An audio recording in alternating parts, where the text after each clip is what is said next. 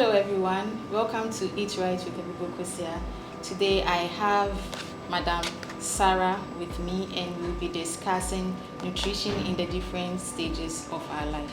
Hello Madam Sarah. Hello. Kindly introduce yourself to the audience. Okay, my name is Sarah Abuburo. I am a nutritionist by profession. I'm currently working with the 37 Military Hospital.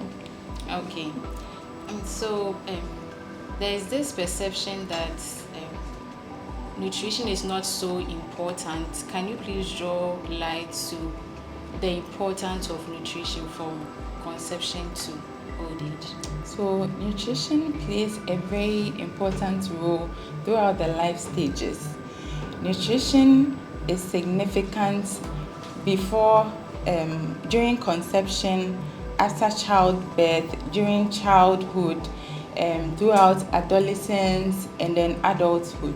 Nutrition plays a very important role in immune function, in bodily growth, repair of tissues. It plays an important role in preventing infections as well. So we can't underplay the role of nutrition in our daily lives. It plays a very vital role. Yes, and I have seen that in our part of the world, people don't really check their nutrition even prior to deciding to have babies. What's your comment on that? So it's what your concerns are valid, and its research has shown that most women prior to conception have a poor nutritional status, which inadvertently can affect conception and then childbirth afterwards. It is not something that we take very important, and as we are here going to discuss about the importance of nutrition, I'm hoping that through this we can create awareness so that people will realize the importance of nutrition throughout the life cycle. Yes, I'm supporting what you're saying because we normally forget that we are vessels and we are going to nest human beings. Exactly. So our nutritional status should be okay for our daily activities and also enough for us to have reserve for ourselves and also be able to host the child. Exactly. So that we don't end up having any parasitic situation where now the child will be taking what should be for our personal use. Yes, so I would want us to touch on the first stage. Yeah, what are some of the nutritional things that we have to be taken into consideration prior to even one trying to have a baby? Okay, so we've mentioned that nutrition before pregnancy can have an adverse effect on pregnancy. Okay, so research has shown that pre-nutritional status can affect the nutritional status of even the unborn child. So for a mother who was underweight before getting pregnant, a mother like that is at risk of giving birth to a baby that has a low birth weight. Mothers who also struggled with obesity and overweight issues prior to pregnancy, during pregnancy can also develop certain complications. Okay, so nutrition before pregnancy is very, very important. So women of reproductive ages, so usually when we enter our teens and then we start menstruating, we've entered into the reproductive phase of life. And so it is very important that from that point, we are taking in adequate diet or adequate nutrition to ensure that we built up, like you mentioned, enough stores for pregnancy and then conception. So during pregnancy, then too, there are nutrients that are needed for proper functioning of the mother's body, because during pregnancy there are a lot of changes that are happening, hormonal changes, physical changes that are taking place. And so nutrition is very important because at this stage the mother becomes very vulnerable. So nutrition becomes very important. So nutritionists recommend that pregnant women eat 3 adequate meals plus an extra meal a day. So during the early stages of pregnancy, there's always that issue of inadequate intake, because pregnant women tend to be vomiting, and or they cannot tolerate a lot of food, especially during the first trimester. But then after that period elapses, all those symptoms, they tend to resolve on their own. So we encourage that a pregnant woman will consume 3 adequate meals and then add an extra meal. Not just that, but also include 2 snacks a day. Someone might think this is too much, and then what if I gain weight? But the adequate meals are nutrient dense and not calorie dense. So it is not food that will make you gain weight over the required amount that you are supposed to gain during pregnancy, but foods that provide the nutrients that the mother needs and then the growing fetus needs. So some of these foods we can talk about proteins in the diet. We can talk about fruits and vegetables in the diet. We can talk about the consumption of legumes and nuts, so beans, soya, groundnut, almond. We can also talk about the consumption of staples, which are carbohydrate foods, which are going to provide the majority of the energy that the mother needs during this stage. Okay, I would want our viewers to note that this is a nutrition show, so when we are referring to snack, we are referring to the healthy ones. Healthy snacks, yes, exactly. Healthy snacks, yes. So I like the point you made. In our part of the world, we don't really take our BMI seriously. I think it should be something that we need to know. If you know your bank account off head, you should know your BMI. At least every week or 2, probably check your weight. Your height doesn't change, it is the weight that changes, so that at least you will know your BMI, because most of everything we do, I think our BMI plays a role. So an important role. Especially if you want to start giving birth, even prior to that, your BMI has to be in the normal one, because during pregnancy you gain weight and it might take you to the other side and it will cause the other condition. Okay, so mentioning BMI, can you explain to our audience what BMI is? Okay, so BMI is an acronym. So it stands for body mass index. So it is just, in simple terms, your weight over the square of your height. So your weight in proportion to your height. So there cannot be a fixed weight for a fixed height. So it is a range that we give, that for a certain height we should be expecting a certain body weight in this range. Please, you get it? Yes, I do. So BMI is just an indicator of nutritional status.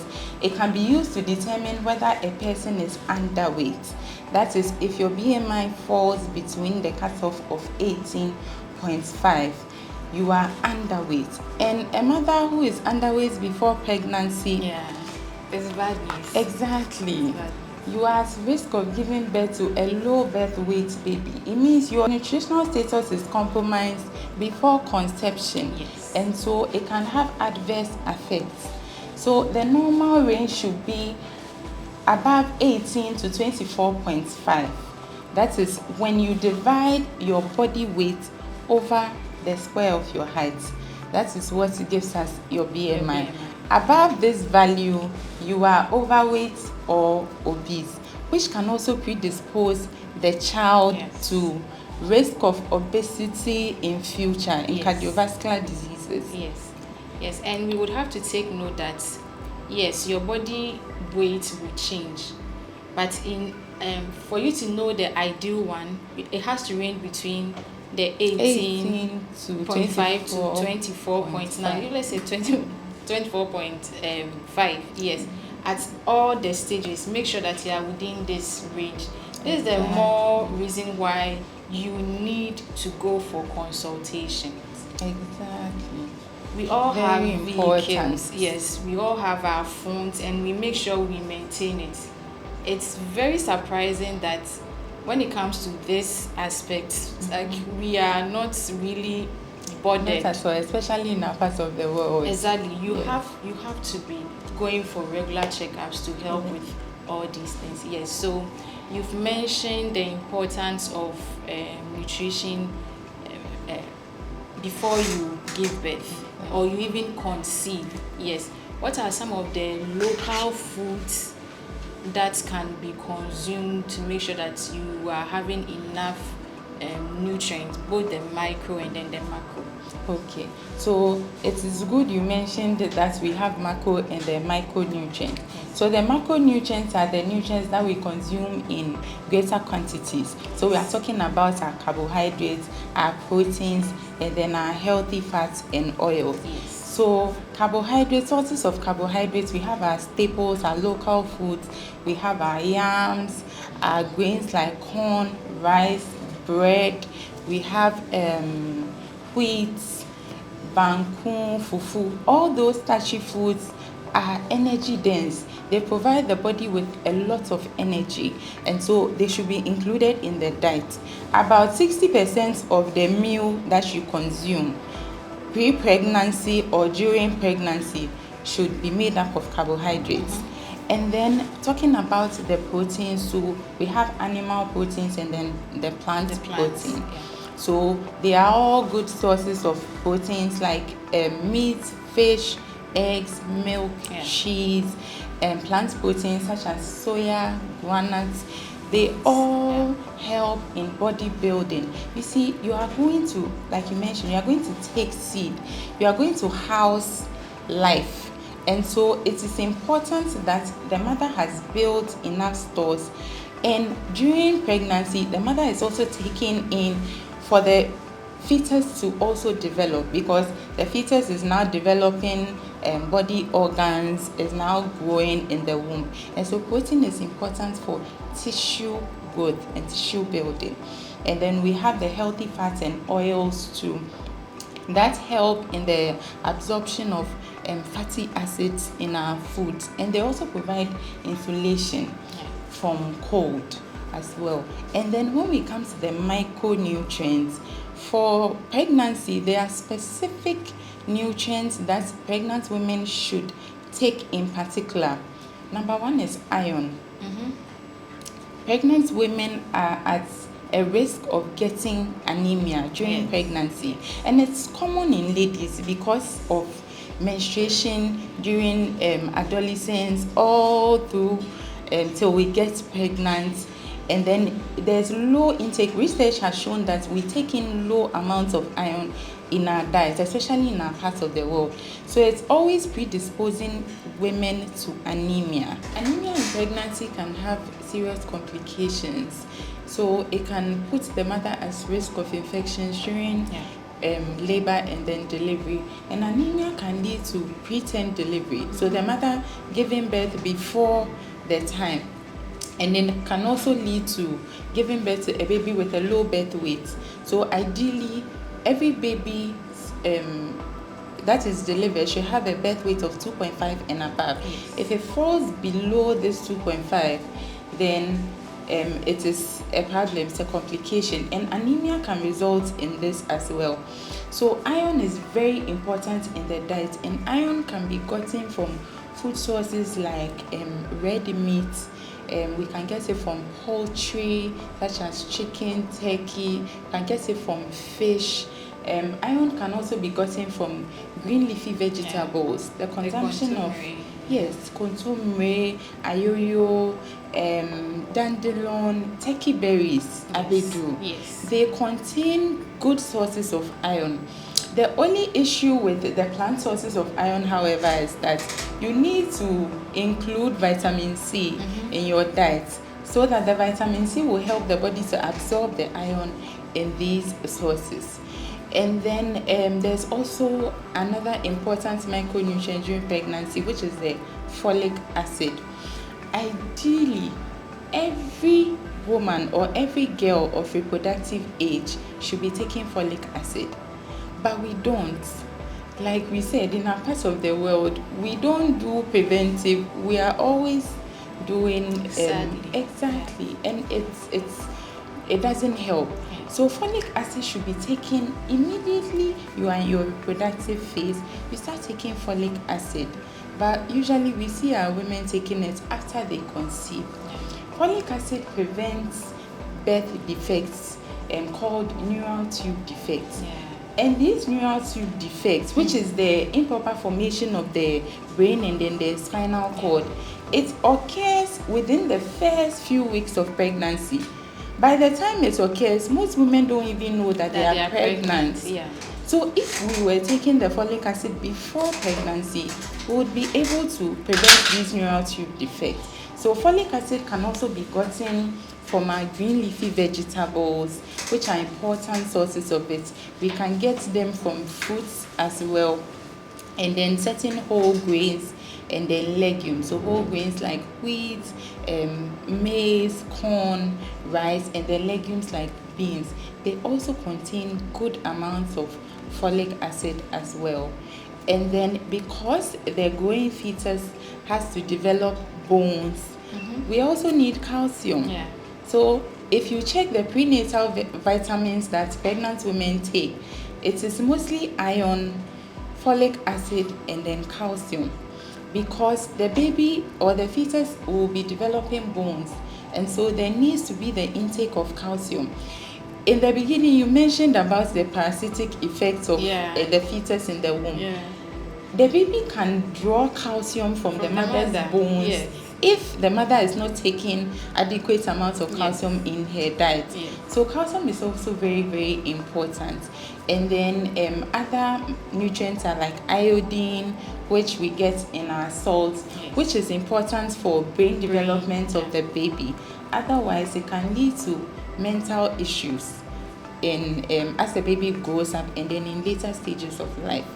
And then there's also zinc, vitamin A, which help fight infections and then help in immune functions of the body.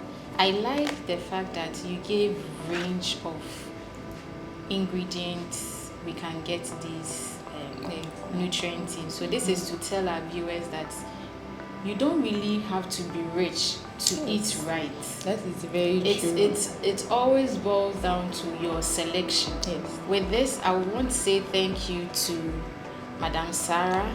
In our next episode, we would talk more about the other life stages. Thank you for having me. Thank you very much for staying with us. This is Eat Right with Abuburo. See you in the next episode. Bye.